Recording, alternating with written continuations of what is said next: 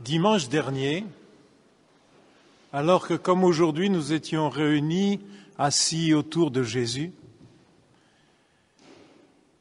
les disciples l'interrogeaient pour savoir qui était le plus parfait, c'est-à-dire le plus grand, c'est-à-dire le plus parfait. Et Jésus avait botté en touche en disant « Celui qui veut être le plus grand, qu'il se fasse le plus petit, comme cet enfant qu'il avait mis au milieu d'eux. » Et aujourd'hui, dans la liturgie, on nous parle, dans la deuxième lecture, de Jésus qui a été mené à sa perfection et qui mène une multitude à la perfection, comme le dit très bien aussi le verset de l'Alléluia. Si nous nous aimons les uns les autres, Dieu demeure en nous et en nous son amour atteint la perfection. Alors comment va-t-on résoudre? Comment Jésus résoudre? Qu'est-ce que ça veut dire cette contradiction apparente? Nous sommes dans l'évangile de Marc, dans la quatrième grande partie où les disciples découvrent que Jésus est le Messie. Et fort de cette découverte qui est vraiment tout change pour eux. Ils ont suivi jusqu'ici Jésus, mais là ils prennent conscience de qui il est, comme le dit aussi l'épître aux Hébreux qui nous le dit très bien dans l'évangile aujourd'hui, car celui qui sanctifie et ceux qui sont sanctifiés doivent tous avoir la même origine. Il s'agit de Jésus, celui qui sanctifie, c'est Dieu. Et il n'y a que Dieu qui sanctifie, qui rend saint, qui rend parfait.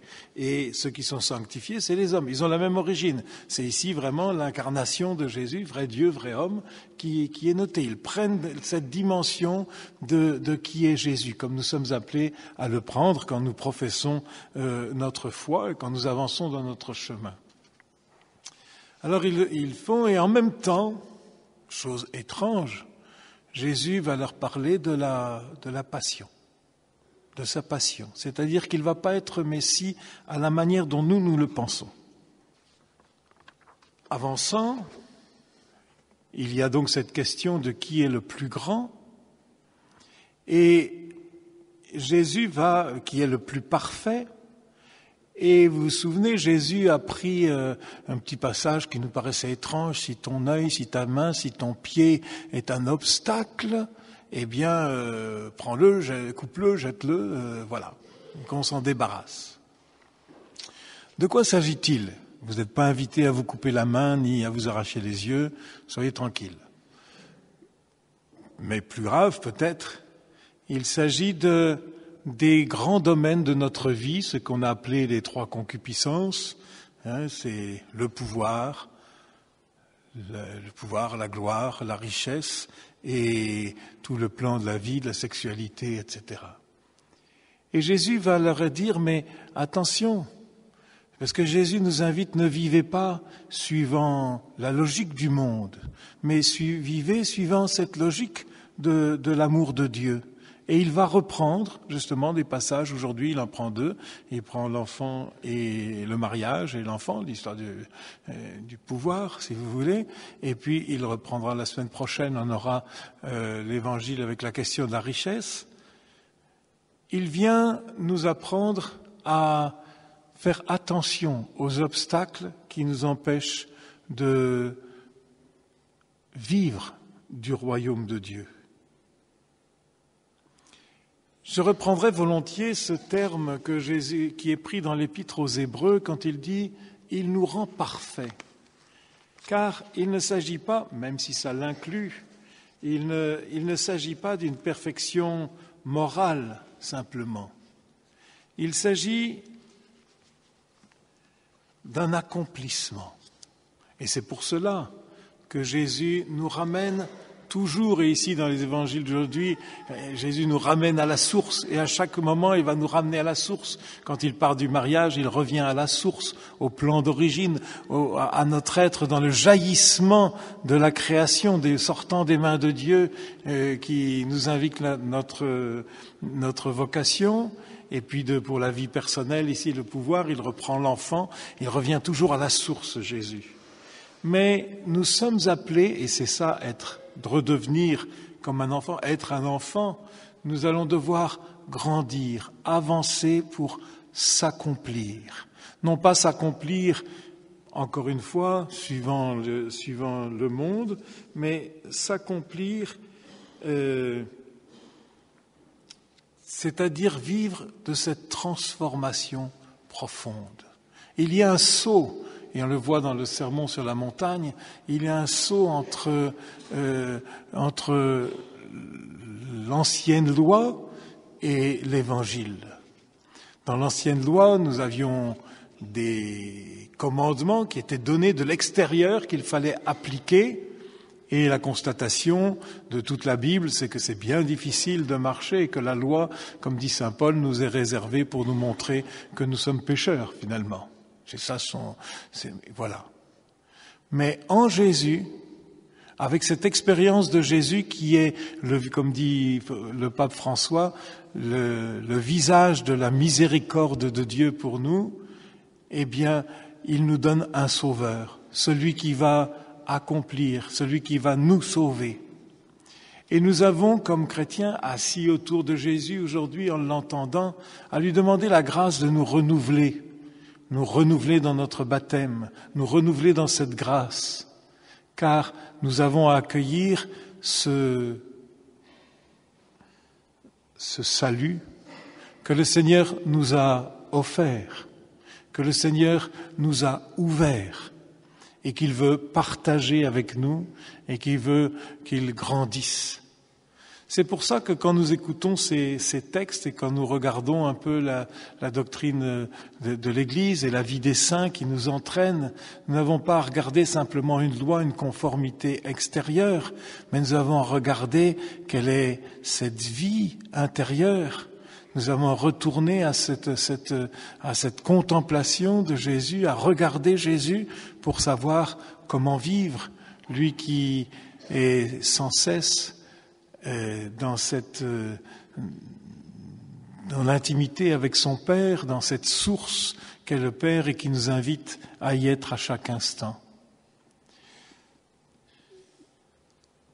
Dans l'Épître aux Hébreux, il nous est donné, ce que nous savons de notre foi, mais que nous avons peut-être des fois à comprendre, comment a-t-il été mené à la perfection ? Il a été mené à la perfection par des souffrances.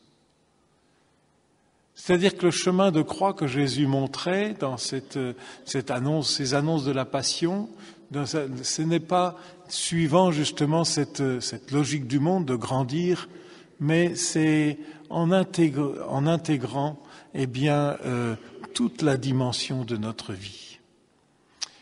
La semaine dernière, cette semaine qui vient de s'achever, j'avais quelqu'un qui me demandait, à l'hôpital, qui me demandait, mais enfin, pourquoi Jésus a vécu la croix ?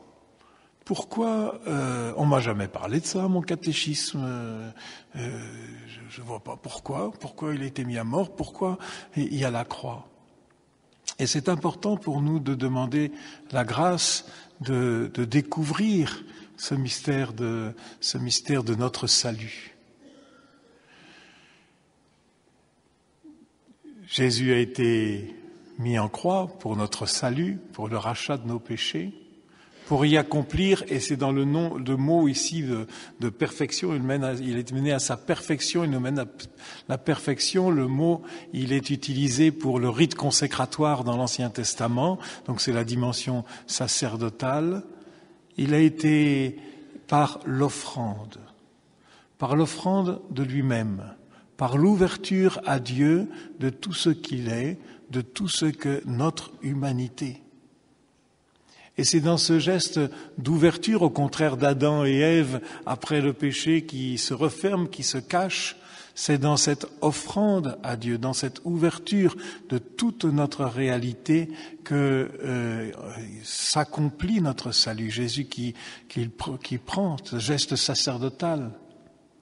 Et il nous entraîne, et l'Eucharistie, et justement ce mystère-là, il nous entraîne pour que nous rentrions dans ce chemin de salut, où la confession aussi, le sacrement de réconciliation, il est donné aussi pour que nous ouvrions toute notre vie. Et que jusqu'à l'ultime, jusqu'à la souffrance de la croix, où on ne pensait pas que Dieu pouvait être là, et jusqu'à notre péché même, eh bien, peut-être, ramassé, offert au Père, transformé. Parce que voilà ce qu'est cet accomplissement.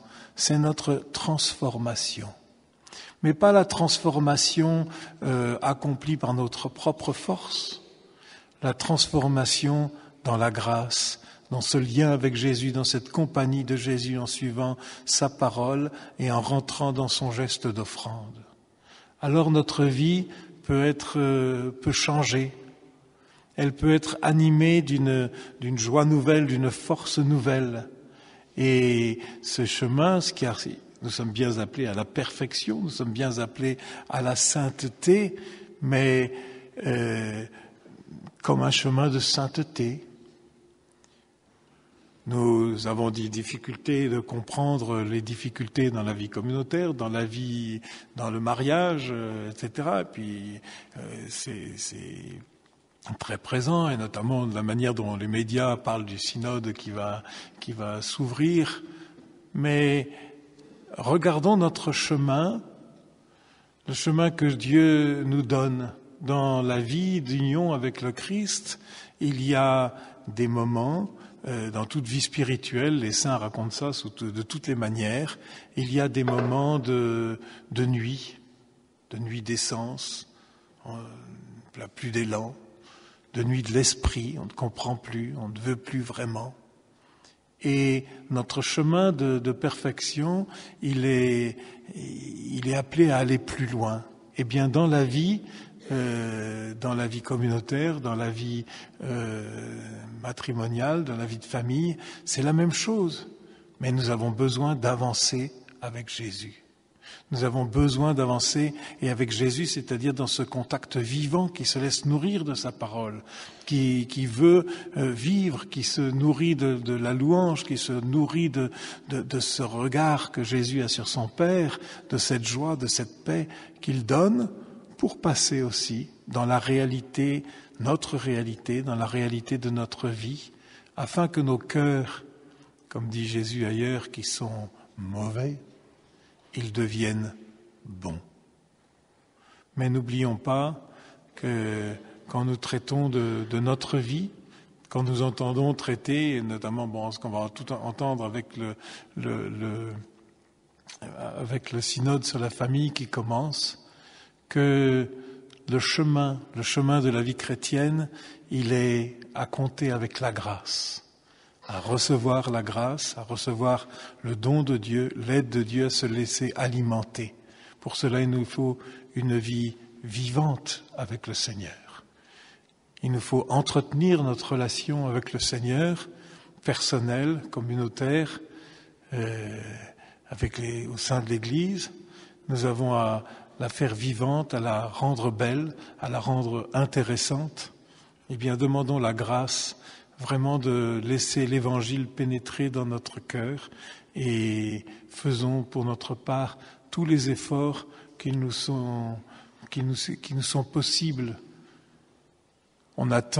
Les médias attendent beaucoup du synode et il y a on a vu ces derniers mois toutes les opinions passées avec les clans de ceux qui sont dits plus rigides, les autres qui sont dits plus ouverts. Mais n'oublions pas que, bien sûr, il y a ces jeux humains, mais dans l'Église, c'est l'œuvre de Dieu qui doit se faire. Et pour qu'elle se fasse, ne soyons pas des spectateurs en attendant de voir ce qu'ils vont bien décider là-bas, parce que le résultat, il dépend peut-être de la manière dont nous vivons l'Évangile, dont nous entrons dans l'Évangile, dont nous entrons dans une vie commune, avec la grâce de Dieu, avec l'Esprit Saint. Amen.